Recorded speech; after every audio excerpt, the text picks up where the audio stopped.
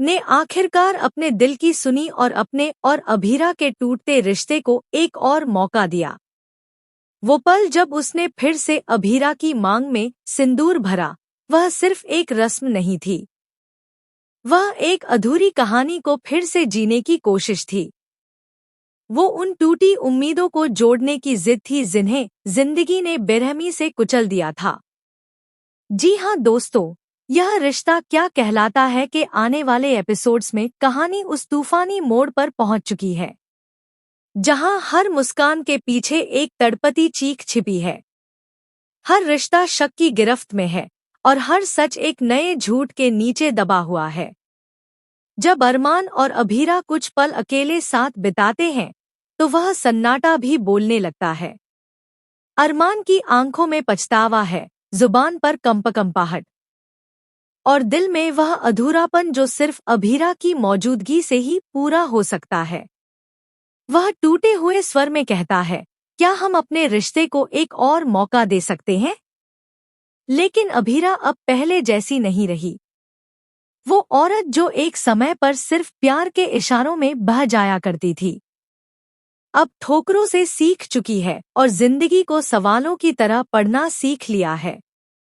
वह ठंडी आंखों से कहती है, जब तुम मुझे छोड़कर जा रहे थे तब तुमने मेरी राय नहीं ली थी, तो अब लौटकर मुझसे इजाजत क्यों मांग रहे हो? मैं यहाँ सिर्फ माँ विद्या के लिए हूँ, तुम्हारे लिए नहीं। अरमान के चेहरे पर मायूसी फैल जाती है, लेकिन इस बार वह हार मानने नहीं आया था। वह चुपचाप अपनी जेब से सिंदूर निकालता है और बिना कुछ कहे अभीरा की मांग में भर देता है। सन्नाटा, पूरा परिवार स्तब्ध। विद्या की आंखों में आंसू छलक उठते हैं और अरमान कांपती आवाज में कहता है, इस बार तुम्हें कभी नहीं छोड़ूंगा, यह वादा है मेरा। लेकिन जैसे ही यह भावनात्मक क्षण अपने चरम पर पहुंचता है, दरवाजा खुलता है और वहां होती है मायरा और गीतांजलि की धमाकेदार एंट्री।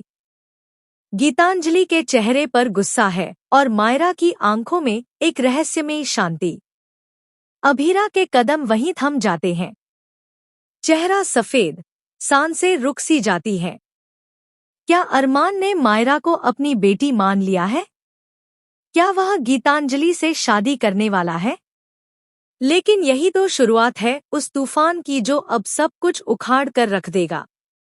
गीतांजलि चीख कर कहती है, अरमान, अगर तुमने अभीरा को अपनाया है तो मेरी बेटी मायरा का क्या? क्या तुम भूल गए कि तुमने वादा किया था उसे नाम देने का? सब चौंकते हैं और तभी मायरा सामने आती है, अपनी कलाई दिखाती है जिस पर बना है वही बर्थमार्क जो अभीरा की खोई बेटी के जन्म पर था। अभीरा की आंखें फटी की फटी रह जाती हैं। ये निशान, यह तो। वो पीछे हटती है। विद्या की आंखें नम हैं। हाँ, यह वही निशान है। यह वही बच्ची है जो तुमसे छीन ली गई थी। अब सच्चाई खुलने लगती है। मायरा वही बच्ची है जो बरसों पहले एक अस्पताल की गलती में गायब हो गई थी, जिसे बाद में गीतांजलि ने गोद लेकर अपना नाम दे दिया था। लेकिन यह खुलासा सिर्फ भावनाओं का ज्वार नहीं लाता, बल्कि एक नई लड़ाई की शुरुआत बनता है, मातृत्व बनाम पालन। क्या अब मायरा अपनी असली माँ को अपनाएगी? क्या गीतांजलि इतनी आसानी से मायरा को जाने देगी? नहीं, क्योंकि गीतांजलि के पास है एक ऐसा सच जो अभीरा और अरमान के रिश्ते को एक बार फिर चकनाचूर कर सकता है। गीतांजलि के पास है मायरा के जन्म से जुड़ी फाइल, जिसमें छुपा है असली पिता का नाम, और यह नाम अरमान नहीं है। अब कहानी करवट लेती है।